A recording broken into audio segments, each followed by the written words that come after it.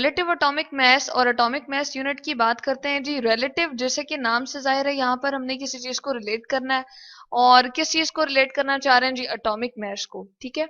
और जैसे एटम के मास को हम निकालते हैं और फिर ऐसा करेंगे कि एक किसी एटम को स्टैंडर्ड रखेंगे, स्टार्टिंग पॉइंट रखेंगे, और फिर उससे सबको कंपेयर करते जाएंगे। और इसके लिए जो यूनिट हम यूज कर रहे हैं, जैसे हर चीज का यूनिट होता है, हम सॉरी, हम पानी को जैसे कहते हैं कि 1 लीटर हम ले रहे हैं या 2 लीटर ले रहे हैं, इसी तरह से हम चीनी की बात करते हैं जी, हम किलोग्राम में इसको मेजर कर रहे होते हैं।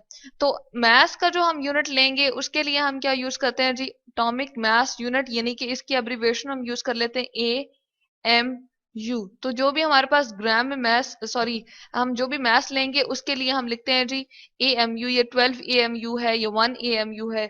अब एक इस तरह से होता है कि हम कहते हैं कि एटम का जो मैक्सिमम मैस है वो किस पे कंसिस्ट कर रहा होता है, वो किस पे मुश्तमिल होता है जी? एक तो शेल में उसके इलेक्ट्रॉन होता है, और न्यूक्लियस में जितने उसके प्रोटॉन और जितने भी न्यूट्रॉन होते हैं, यानी कि कोई भी एटम हम ले लें तो हम कहते हैं कि उसका मास जो है वो किस में लाई कर रहा होता है जी? उसके न्यूक्लियस में, जिसमें प्रोटॉन और न्यूट्रॉन होते हैं। अब एटम इतना बड़ा तो होता नहीं है कि हम उसको देख सकें या किसी पैन में डाल के, तराजू में डाल के उसका मास मेजर कर सकें। तो एक इंस्ट्रूमेंट बनाया गया जिसके अंदर हम उसको डालते थे, यानी कि एलिमेंट का मिक्सचर जो होता था, बहुत ज्यादा सोर्स जो होता था, उसको डालते थे और उसका मास मेजर करते थे। वो इंस्ट्रूमेंट हम देख लेते हैं जी।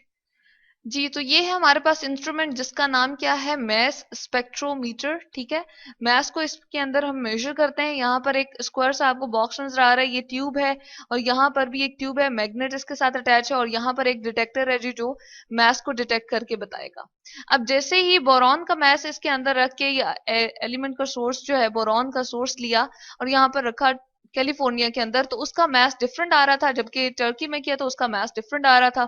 तो जब इस पे एनालिसिस किया गया, साइंटिस्ट ने इस पे एनालिसिस किया, तो उनको एक टर्म इंट्रोड्यूस करवाना पड़ी जी, आइसोटोप्स। आइसोटोप्स क्या होते हैं जी?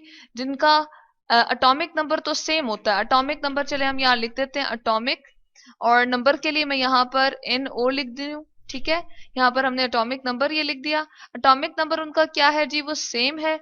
जबकि अगर हम मैस की बात करें, उनका जो मैस हम डिटरमिन करते हैं वो क्या होता था जी? वो डिफरेंट होता था, ठीक है। तो एटॉमिक नंबर उनका सेम होना चाहिए और मैस उनका, चले हम यहाँ लिख देते हैं, डिफरेंट होता है। इनको कहते हैं जी हम आइसोटोप, ठीक है। अब आइसोटोप, जब हाइड्रोजन के यहाँ पर बोरॉन को इसी तरह से देखा गया था, सॉरी, कैलिफोर्निया में एक आइसोटोप बहुत ज्यादा अमाउंट में था, जिसकी वजह से उसका मास यहाँ पर डिफरेंट आ रहा था। और दूसरा हमने देखा कि जो हमारे पास टर्की है, वहां पर डिफरेंट आइसोटोप जो था वो अवेलेबल था, तो उसकी वजह से उसका मास जो था वो डिफरेंट आ रहा था। क्योंकि आइसोटोप इस तरह से होता है, जैसे हाइड्रोजन का ही यहाँ पर सोर्स अगर डाल के देखा तो उसके 3 आइसोटोप उनको मिले, ठीक है। यहाँ पर एटॉमिक नंबर हमेशा हम यहाँ पर लिखते हैं लेफ्ट और डाउन साइड पे। अब तीनों के यहाँ पर देखें, ये जी हमारे पास प्रोटियम है, प्रो का मतलब होता है जी इनिशियल या 1, ठीक है। तो इसका मास 1 ही था। ड्यूट्रियम है ये इसका नाम, ड्यू का मतलब होता है जी 2, डाई से है ये, ठीक है। और ये जो है हमारे पास, ये ट्रीटियम है, ये ट्राइटियम भी इसको बोलते हैं। इसमें इसका मास जो है वो डिफरेंट है और 3 है। तो मास नंबर आप देख रहे हैं कि तीनों के क्या हो रहे हैं? डिफरेंट हो रहे हैं। जबकि ये जो एटॉमिक नंबर है वो तीनों के सेम है। ये एटॉमिक नंबर सेम होने की वजह से, क्योंकि हमने प्रोडिक्ट टेबल को इस तरह से, एक टेबल ऐसा है जिसके अंदर हमने सारे के सारे एलिमेंट को अरेंज करके रखा है उनके एटॉमिक नंबर के हिसाब से। अब नंबर यहाँ पर तीनों का सेम है, तो हाइड्रोजन की जो हम फर्स्ट पोजीशन लिख रहे होते हैं उसमें हमेशा नंबर के हिसाब से ही हम इसको, क्योंकि प्रोडिक्ट टेबल में रख रहे होते हैं सारे के सारे एलिमेंट को, तो हाइड्रोजन का एक ही ब्लॉक बनता है। ये नहीं बनता कि प्रोटियम अलग जगह पे होगा, फिर ये जो ड्यूटियम है वो अलग जगह पे होगा, और ट्रिटियम जो है वो अलग जगह पे। क्योंकि इन तीनों का एटॉमिक नंबर हम देख रहे हैं कि सेम है, तो उसकी जगह सेम ही होगी। इस वजह से इसको हम क्या कहते हैं? आइसोटोप का नाम हमने इसको टर्म को दिया है जी। यानी कि आइसो का मतलब होता है सेम, और टोप्स का मतलब होता है जगह, यानी कि प्रोडिक्ट टेबल में इन तीनों की जगह एक ही है क्योंकि इनका एटॉमिक नंबर सेम है।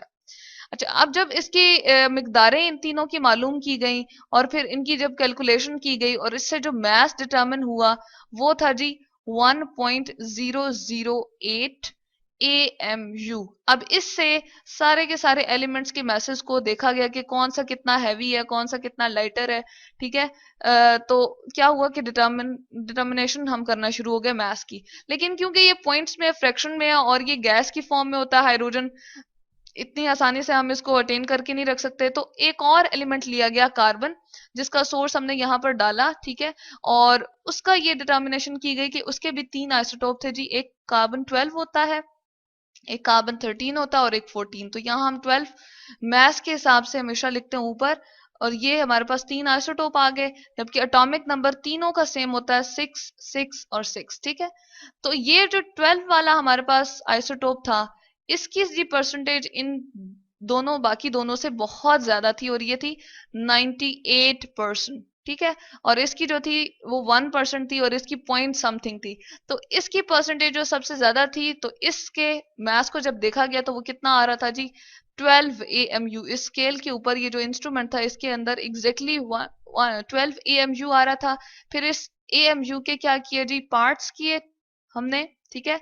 इस 12 वाले के जो मैथ्स हमारे पास आया है, इसके हमने क्या किए, 12 इक्वल पार्ट्स कर दिए, और फिर इसके एक पार्ट को हमने क्या कह दिया जी, ये इक्वल है 1 AMU के। और इस 1 AMU से बाकी सारे के सारे एलिमेंट्स के मैसेज को कंपेयर करना शुरू किया, और फिर देखा कि कौन इससे कितना हैवियर है। जैसे ऑक्सीजन को जब कंपेयर किया तो पता चला कि वो इससे जो है वो 16 टाइम्स हैवियर है। तो उसके लिए फिर क्या मैस इस्तेमाल किया गया, 16 AMU, ठीक है। इसी तरह से सल्फर का जब किया गया, या चले हम नाइट्रोजन का कर लेते हैं। यहाँ पर नाइट्रोजन का जब डिटर्मिन किया गया तो वो आ रहा था जी 14 AMU, ठीक है। तो यहां से पता चल गया कि कौन हमारे पास कितना हैवियर है। ये स्टार्टिंग पॉइंट इसी तरह से इनिशियली A1 AMU इसी तरह से लिया, जिस तरह हम कोई स्केल लेते हैं, हमारे पास छोटा स्केल होता है ज्योमेट्री बॉक्स में, तो हम कहते हैं कि यहाँ से हमने चलना स्टार्ट किया था और यहाँ से मेजरमेंट लेना शुरू की थी।